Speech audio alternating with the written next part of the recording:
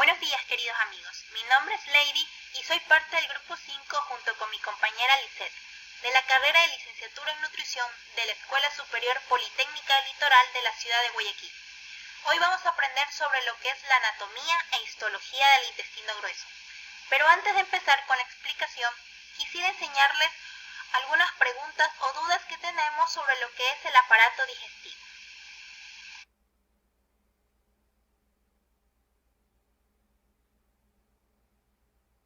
Estamos aquí con Moisés y María Fernanda Franco. Bueno, ¿qué saben acerca del intestino grueso? Ya, que el intestino grueso es como la última parte de todo el sistema digestivo, porque ya es donde termina todo. ¿Tú qué sabes? Bueno, es la continuación del delgado y termina luego en el ¿Y saben en qué parte se encuentra ubicado? Así. Ya. Y bueno, ¿qué estaban comiendo? ¿No sabes qué efecto tiene la grasa dentro de tu intestino? Se queda pegada. Ya. ¿Tú? Creo que proporciona energía.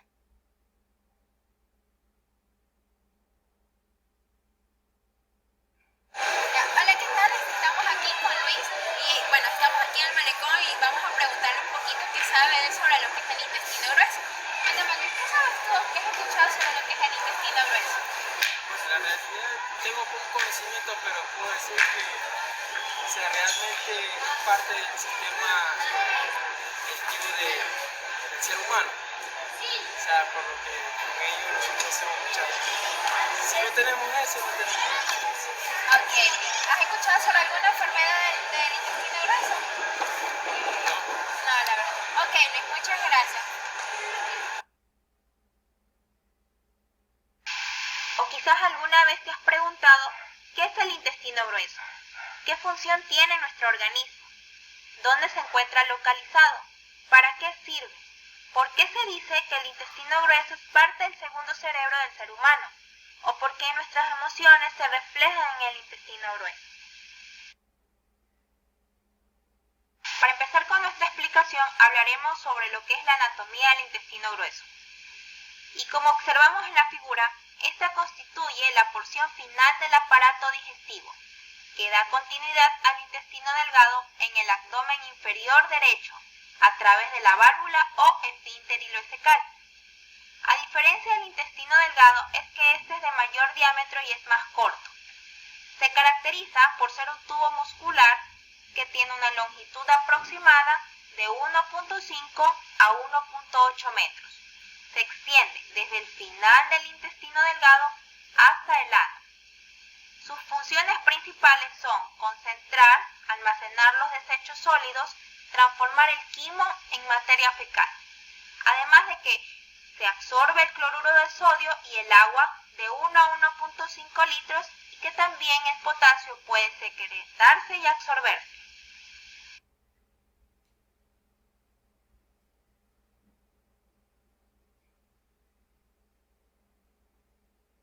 El intestino grueso se distingue en las siguientes regiones: el ciego con su apéndice vermiforme, el colon ascendente, transverso, descendente y pélvico sigmoide, el recto y el ano.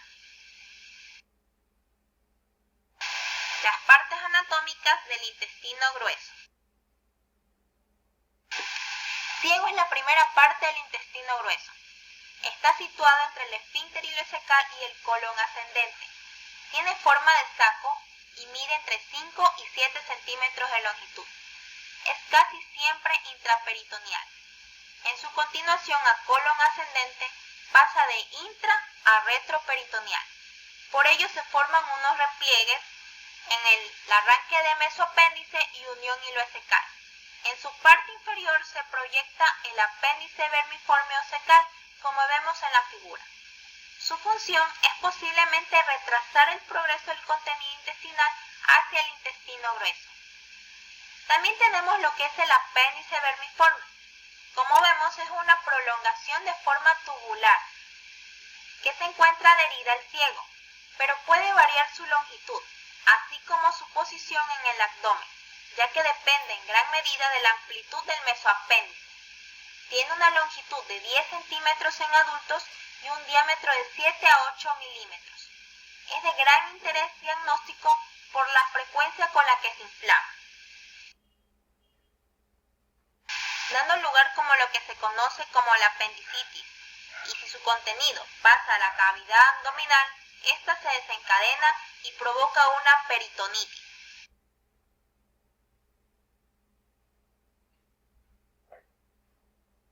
Como podemos observar, tenemos una imagen mucho más amplia del sistema digestivo, de la región abdominopélvica, del intestino grueso exactamente. Tenemos lo que es el colon. Esta se ubica entre el ciego y el recto. Se divide en 4 regiones: colon ascendente, colon transverso, colon descendente y colon sigmoide.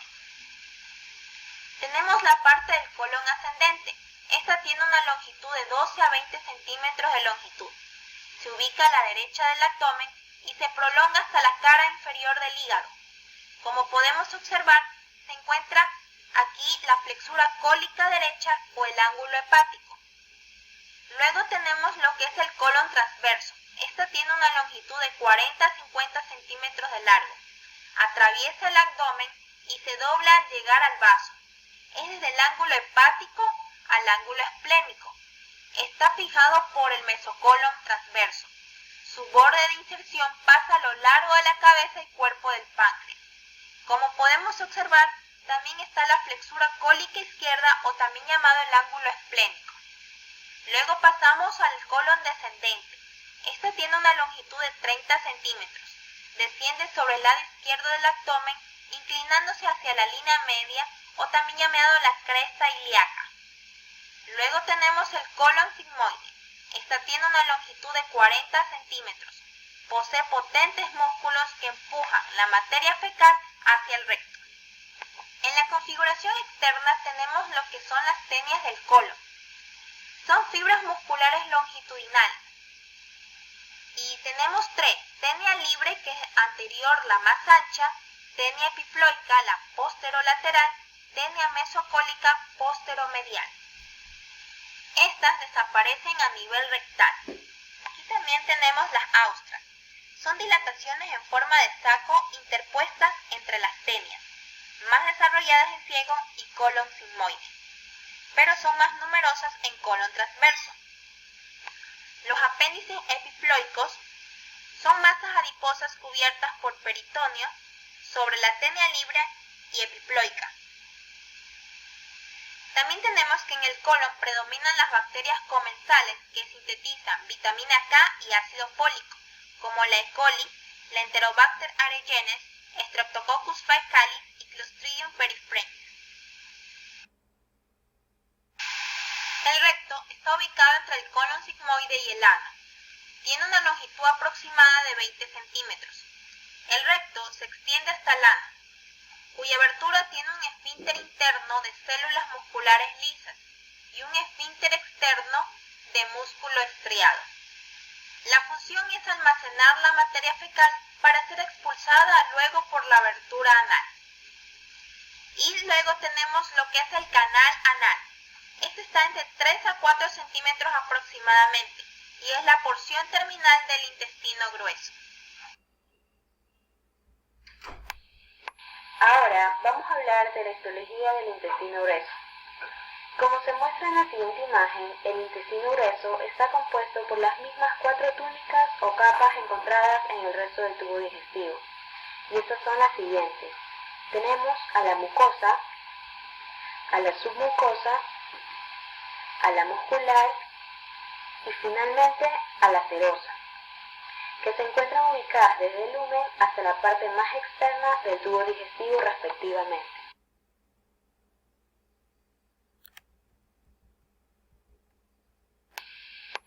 La mucosa. La mucosa consiste en un epitelio cilíndrico simple, lámina propia y muscular mucosae. El epitelio contiene en su mayor parte células absortivas y células caliciformes. Las células absortivas participan principalmente en la absorción de agua, mientras que las células caliciformes secretan moco, el cual lubrica el paso del contenido colónico. Dichas células caliciformes son más abundantes en el intestino grueso que en el intestino delgado.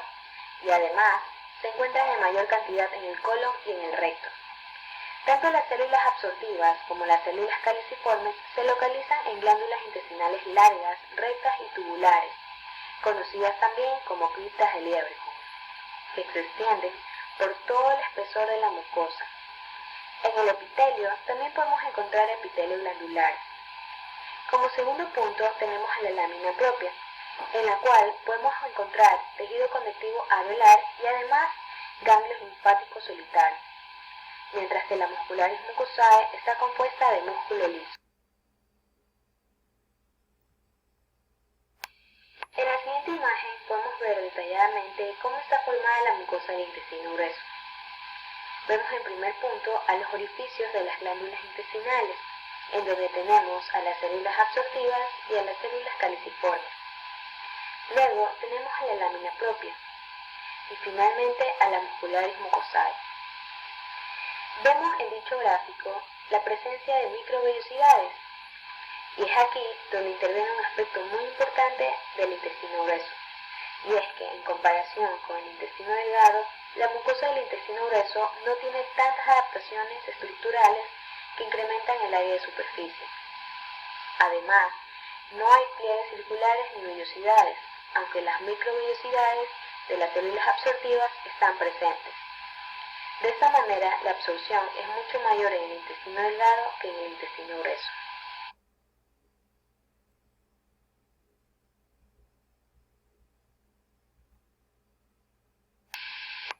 La submucosa. La submucosa está constituida por tejido conectivo areolar. Esta capa es muy delgada y rica en terminaciones vasculonerviosas, conteniendo vasos sanguíneos de gran calibre y algunas zonas con tejido adiposo. Luego de la submucosa tenemos a la muscular, que presenta una capa longitudinal externa y una capa circular interna de músculo liso. A diferencia de otras partes del tubo digestivo, algunas porciones del músculo longitudinal son más gruesas y forman tres notables bandas longitudinales, denominadas tenias colónicas, dispuestas a lo largo de toda la longitud del intestino grueso. Las tenias están separadas por porciones de la pared con menos músculo longitudinal, o sin este. Las contracciones tónicas de las bandas reúnen al colon en una serie de bolsas llamadas austras, que le da al colon un aspecto fruncido. Una capa simple de músculo liso circular se encuentra entre las tenias colónicas. Finalmente tenemos a la serosa, que forma parte del peritoneo visceral. Pequeñas bolsas del peritoneo visceral están rellenas de grasa que se insertan en las tenias del colon y se denominan apéndice o mental. Y bien, ¿qué es el apéndice? El apéndice es un pequeño saco tubular de fondo ciego que surge a nivel del ciego en la porción distal a la unión iliocecal, y sus capas se parecen a las del intestino grueso. Los rasgos típicos del apéndice, especialmente en las personas jóvenes, es la existencia de masas de tejido linfoide en la mucosa y en la submucosa, que viene representando por múltiples folículos linfoides y linfocitos que infiltran la lámina propia. Los folículos linfoides alcanzan la mucosa y submucosa e interrumpen la continuidad de la muscular de la mucosa. El resumen de la histología del intestino grueso es que este está compuesto por 4 túnicas. La primera y la más interna es la mucosa, en donde encontramos en el epitelio células caliciformes y células absortivas. Tenemos también a la lámina propia y a la muscularis mucosae. Luego tenemos a la submucosa, a la muscular y finalmente a la serosa.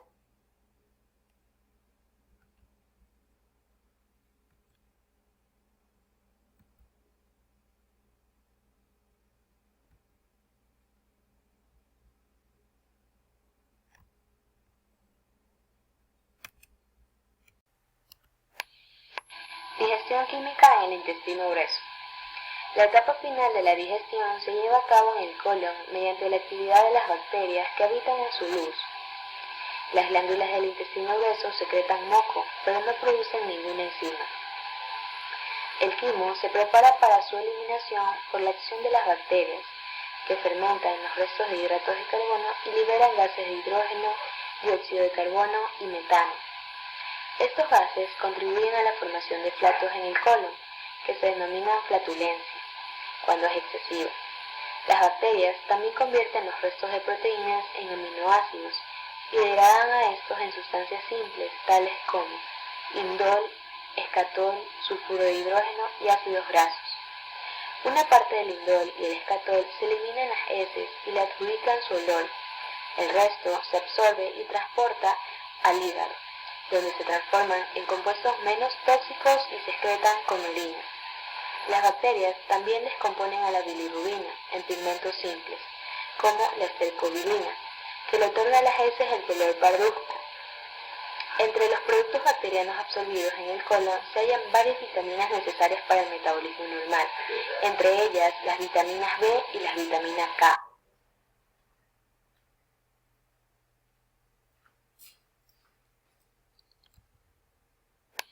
Digestión mecánica en el intestino grueso. Un movimiento característico del intestino grueso es la propulsión austral. En este proceso, los austros relajados se distienden a medida que se llenan. Cuando la distensión alcanza cierto grado, las paredes se contraen e impulsan el contenido hacia el austro próximo. También se produce peritactismo, aunque con un ritmo menor que en el de las porciones más proximales del recto. Un tipo de movimiento final es el peritactismo en masa, una fuerte onda peristáltica que comienza en la parte media del colon transverso y expulsa rápidamente el contenido del colon hacia el recto. Puesto que los alimentos en el estómago inician esos reflejos gastrocólicos en el colon, el peritactismo en masa tiene lugar 3 o 4 veces por día, durante una ingesta o inmediatamente después.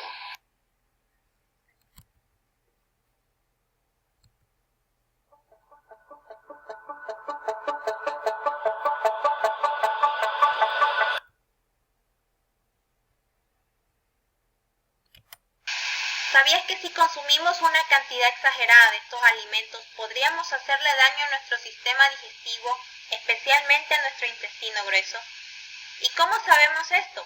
Pues quizás vienes sufriendo molestias digestivas o sueles padecer dolor estomacal o acidez con frecuencia. ¿Se te ha diagnosticado colon irritable? Pues la respuesta a todas estas preguntas es que hay alimentos que son deliciosos.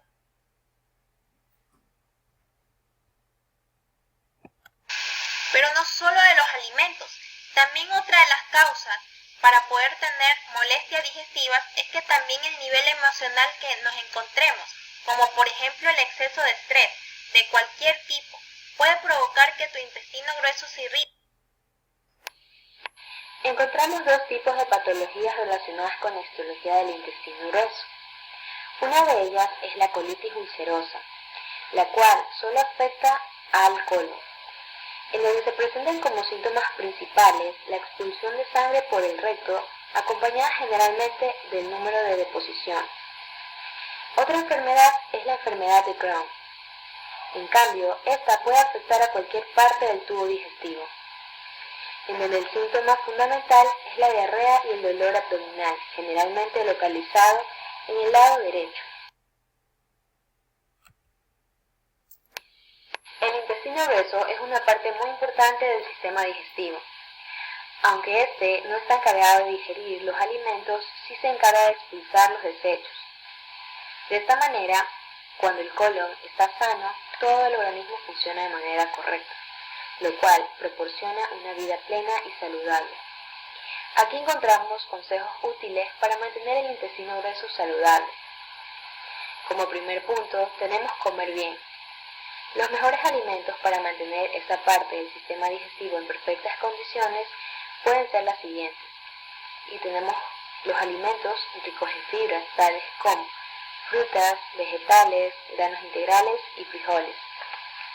Debemos también realizar una buena actividad física, la cual debe darse diariamente. Mantener una correcta hidratación. Bebe la cantidad de agua que se recomienda. ya que es importante para ayudar al cuerpo a eliminar toxinas. Además, las heces se tornan mucho más suaves, facilitando su evacuación. Y recordemos siempre, la salud intestinal es fundamental para nuestra calidad de vida. Muchas gracias por su atención.